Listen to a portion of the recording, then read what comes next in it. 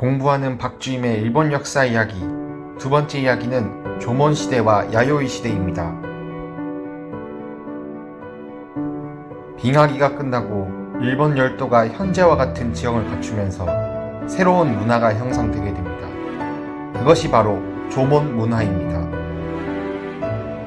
조몬 시대는 신석기 시대로 한반도의 경우 신석기 시대의 대표적인 토기로 빗살무늬 토기가 있듯이 일본의 경우 조몬 시대의 대표적 토기로 조몬 토기가 있었습니다. 조몬이란 뜻은 줄무늬인데 이 시대를 대표하는 대표적 유물이 조몬 토기라 조몬 시대라 불립니다. 대개 토기의 발명은 농경의 시작과 함께 발생하지만 일본의 조몬 토기의 경우 농경이 시작되지 않은 채 독자적으로 발명된 것이 특징입니다. 또한 조몬 문화는 일본의 동쪽 지역에 그 유적지가 많이 발견되는 것으로 보아 동쪽에서 시작되어 서쪽으로 점차 전파된 것으로 보입니다. 동쪽에서 유독 먼저 발달된 이유로는 빙하기가 끝나지 않은 시점에서 고도가 상대적으로 높은 서쪽보다 고도가 낮은 동쪽이 기후와 환경 측면에서 문명의 발전이 먼저 되었다는 설이 유력합니다. 일본의 조몬 시대는 세계사적인 신석기 문화의 흐름과 차이가 나는데 구석기 시대에 비해 기술적 진보가 많이 이루어졌음에도 농경 기술이 결렬되어 있다는 점입니다. 일본의 농경 기술은 청동기 시대인 야요이 시대에 이르러 시작됩니다.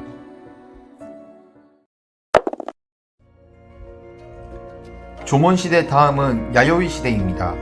대략 기원전 3세기부터 서기 3세기까지의 시대입니다. 기원전 3세기경 규슈 지역을 중심으로 일본 서쪽에서 시작했으며 야요이 토기라는 새로운 토기가 등장하게 됩니다. 농경의 시작과 금속의 사용은 야요이 시대의 대표적 특징입니다. 이 농경과 금속의 사용은 독자적 개발이 아닌 외부 세계에서 유입된 것으로 보는 것이 유력한데 그중 주요 문화 공급처가 한반도라는 설이 가장 유력합니다. 따라서 야요이 시대 문화는 조몬 시대 문화에서 발전했다기보다는 서쪽 바다의 중국과 한반도와 같은 외부 문명의 영향을 받아 독자적으로 발전했다고 보는 것이 타당합니다. 농경의 시작으로 인구가 증가하고 잉여 생산물이 생겨나면서 야요이 시대 때부터 점차 계급사회가 등장하게 됩니다. 그리고 초기 국가의 형태의 공동체인 군위가 생겨나게 됩니다. 초기 국가의 형태를 지니게 된 일본은 외국과 교류를 활발하게 진행했습니다.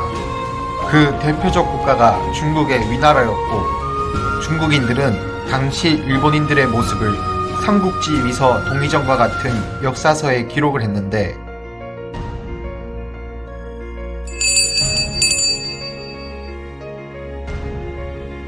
지금까지 봐주셔서 감사합니다.